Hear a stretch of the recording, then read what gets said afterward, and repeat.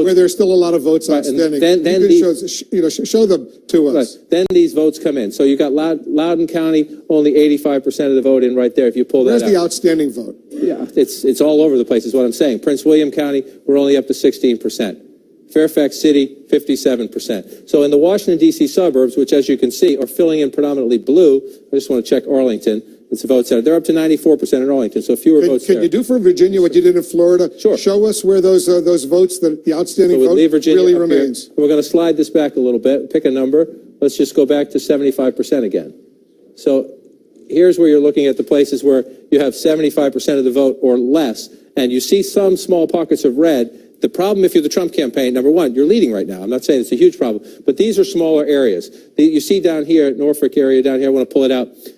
3% of the state population. Hillary Clinton is winning the 62% of the vote, and she's winning 68 to 26. So there's a potentially, again, it's not guaranteed that the margin stays the same when the rest come in, but potentially a lot of votes for the Democrat there, potentially a fair chunk of votes for the Democrat here in Portsmouth. And then again, the biggest issue always in a close race in Virginia is what happens up here. And I just want to stretch it out a little bit. Let me turn this off and just stretch it out a little bit and look. So here's Washington, D.C., and you're across the river. And so most of the votes are counted in these counties, which are lopsidedly Democratic. No votes in Arlington County? No, they're counted. That means they're already counted. They're past the 70%. So here's where you're still waiting. You're only at 57% Fairfax County. That's 13% of the state population. Well, if that's a lot of votes to come in, and again, they're coming in at the moment, lopsidedly Democratic. They're coming in here closer. Prince William County, Donald Trump has made a run at this. And again, if Donald Trump ekes out a victory in Virginia, you're going to look at this county, compare it to 4 years ago, and say it's one of the places where in the further out suburbs beginning to get into the exurbs, Donald Trump performed very well. Now, I want to pull this back over just so we get the whole statewide perspective. And you look, the map is filling in as you would expect it to, except for the fact that Donald Trump is running more competitive in some areas, but we're still waiting. I just want to check down here.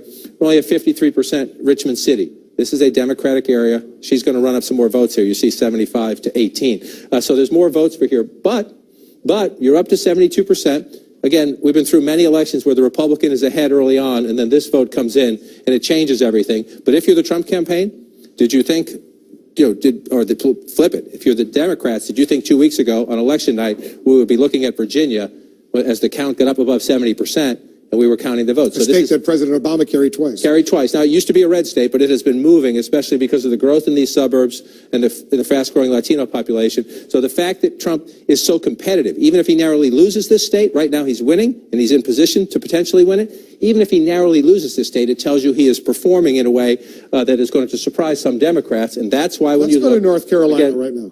North Carolina, you're just moving just to the south. Do the same thing for us in North Carolina. Because 71% of the vote is now in, and Donald Trump still has a lead. You see a lead of about 20,000 votes. So we move it back again to around 75%. And what are you missing? We got a long way to go here. We got a long way to go here because you've got a lot of places where, and these are largely Democratic areas. So this is, but I'll show you the Republican. The population centers here are Democratic. You see Durham County here, where the Democrats are looking for some votes. You come down here, Cumberland County, Fayetteville, only. This is the absentee vote. This means we don't have a big dump of real, to date, election day votes as yet. This is a smaller county, Robeson County, but still, that's more competitive, a 5-point race there in that county. So you're looking at what's left out there. There are some Republican areas. Let's go through them and look. They tend to be a little bit smaller, but this one's not bad. There are some votes for Trump potentially here. We don't know what's coming over here. I wanted to move over to Wilmington. I showed you this before. Clinton was narrowly ahead. Now Trump is very narrowly ahead, very competitive. So North Carolina, again, there's enough out here that you can't make any leaps. We have a very close race, and we're going to have a very close race as we count through. What about Charlotte?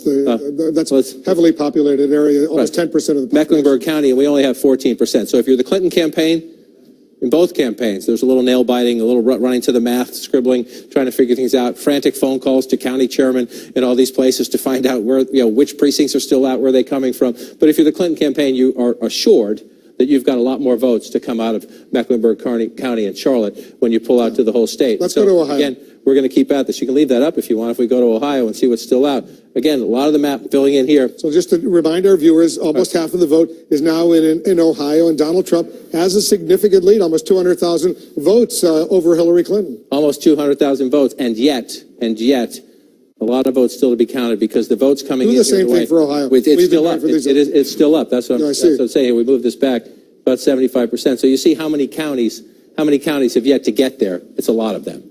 See, you go to these rural counties, 40% of the vote is counted. just shy of 75% there, 64% here. So you're going through this. What does that tell you? This is encouraging news if you're the Trump campaign, in the sense that there's a lot of votes to be counted. Look at all this red, and there's still a lot of votes to be counted out here. So you're the Trump campaign, you're thinking, sure, it's only a couple hundred in this county, maybe 1,000 there, maybe 1,500 there, but that's a